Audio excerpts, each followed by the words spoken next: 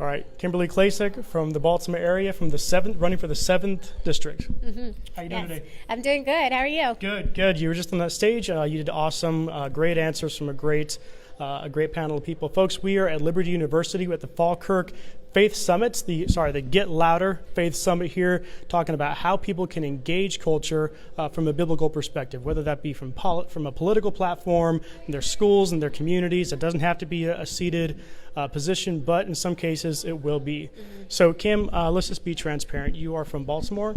You are a black woman running in the 7th district. So you could say you're a political anomaly. Yeah. There's going to be some challenges there. You talked about those, and you said you're willing to face it. Tell us a little about that.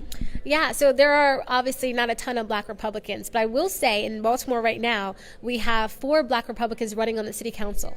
So that's the most in history. It's historic right now, and they are all Trump supporters. And this is what I tell people all the time. Like, if you look around the country, we have 21 minorities running for Congress as Republicans. And that is because I think with President Trump's presidency, he has extended that olive branch to minorities across the country just by when he said, "What do you have to lose?" I think that resonated with a lot of people, and I think a lot of us do want to make a difference in our own communities, and now I think we feel like we have the courage to do so. So this has been an amazing experience, and I really do hope we win on the 3rd of November. So on the topic of abortion, we talked about a little bit before, abortion does disproportionately hit the black community. A lot of women feel that they are hopeless. And this is not just about making abortion illegal as much as it is taking a proactive stance to prevent it from even being an option for them. So how do you plan on proactively combating abortion for women who feel like they have no other option? Yeah, so on my platform, we're all about family planning. We talk about the fact that 35 other countries already has birth control over the counter available, and these are oral contraceptives. So this is before conception. This is a woman taking before any of those things happen. And I know it's not ideal. I know we should talk about, abstaining from sex, but right now we have to be realistic with things. And so I believe if we stop regulating oral contraceptives through the government, allow them to be over the counter, it would lead to less abortions. We've got to make sure people are able to take their family planning in their own hands and be responsible for their decisions and their future.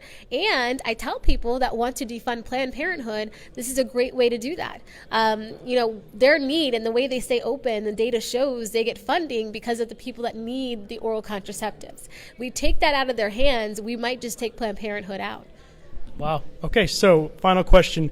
For young women who are considering pursuing political positions, maybe from minority communities, or maybe not from a minority community, but from a less fortunate community, what's your words of advice for them?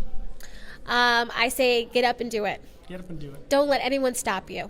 Because a lot of people told me, oh, you can't do this. You won't be able to raise enough money. Well, you saw the campaign ad. You see that we've been doing. We've raised over $5 million. The most in this seat ever has been raised, especially by a Republican in the state of Maryland. So you can do it. I came to the scene with really no name recognition at all. But I got out there and I worked hard. And my team and I, we knocked doors 7 days a week. We now register voters 2 days a week. It's going to take hard work.